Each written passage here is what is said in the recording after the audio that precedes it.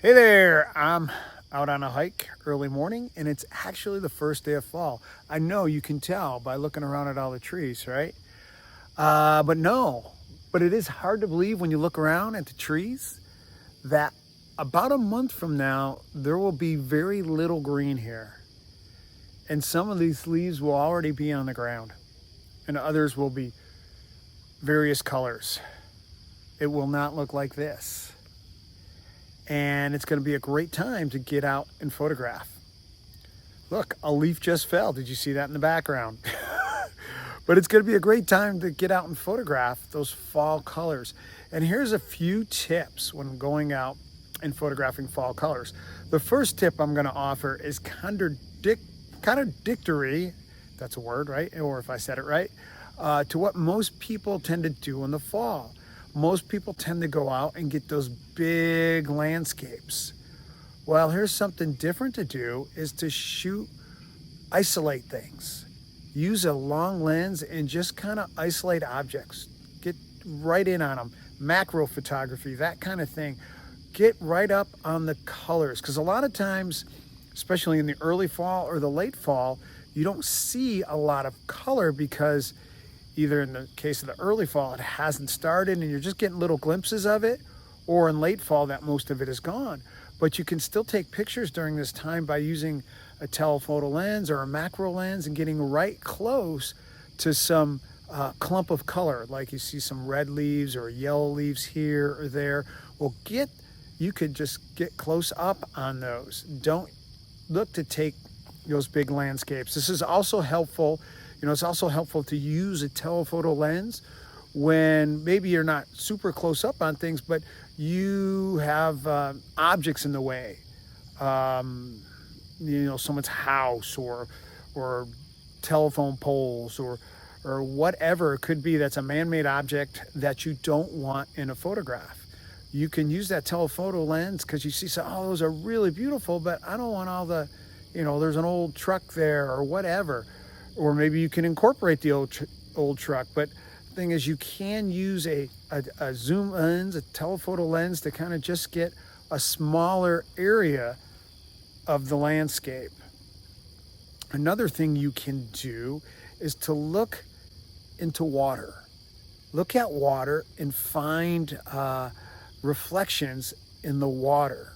Some of my most interesting fall photographs are when I've got reflected color. Sometimes you could get, say if you got a lake and you get a picture of the color in the trees, in the actual trees, and then you see that color reflected in the water and you kind of duplicate the color. Or sometimes you could just point your camera towards the water and just get a reflection. And it's kind of neat if there's a little bit of waves, almost gives a very impressionistic look, a very abstract look to the water. With the colors mixing and the ripples of the water, not huge waves, but if you have ripples that the reflection's not gone, but it's just not a fully accurate rendering of what you're actually seeing, what's actually being reflected. So look for those reflections in the water. Another thing you can do is look for backlighting. This is a big thing to do when photographing in the fall. Backlighting. And backlight is simply when you're photographing an object, instead of the light hitting the object in front, like the light would be over your shoulder or off to the side, the light is hitting the object from the back. So you're actually pointing the camera towards the light. And a lot of, don't want to get hit in the head by acorns. Like I said, it's the beginning of fall here. So I don't want a lot of acorns falling. But yeah, a lot of times, getting back to backlighting, there is, the leaves get somewhat translucent in the fall. So, because the chlorophyll's all gone, so they're not as dense and that bright green color. So the light is passing through the leaves somewhat. It's not a total block of the light. So that light is passing through, and you're getting this glow to the yellow or the orange or the red or even the purple sometimes, or whatever your fall color happens to be. It's glowing because you're photographing into that light. It may even create a little halo kind of a thing. with the backlighting. So try backlighting. And another thing I'm going to go back to sort of is that idea of the telephoto lens that I mentioned.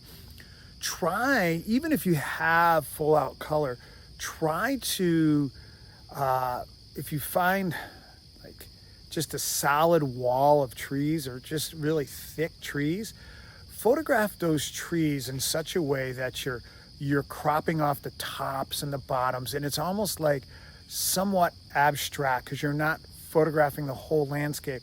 So, and I'm not talking about getting close up, and I'll throw a couple examples up on the screen as I'm talking here of what I mean. Try to photograph like that because you could get some very interesting photographs when you use that telephoto lens and you're cropping off the tops of the trees and the bottom of the trees, and it just gives that real thick look of you're looking deep into the woods, deep into the forest, and you're just seeing the trees, and it looks really cool, as you could tell from some of the photos I'm putting up on the screen. So that's it. Some tips for photographing fall colors. And there's other tips I could give you. Maybe I'll try to get another video out before fall actually hits. But if you go to my website, thecreationspeaks.com, visit my photo blog on there, you can see different, there's an article or two if you search through about photography tips for photographing in the fall. So go ahead, check that out. And, remember as you're walking through the glory of the colors of fall, remember to honor and praise the glory of God, the maker and the creator of the beauty we see around us. So that's it. Don't forget, visit my website, thecreationspeaks.com, for more tips on photography. And there's a PDF there about Christian faith and photography you can download for free. And another PDF there also to download 10 quick tips to improve your photography. So go ahead and check all that out, and God bless you, and may you draw near.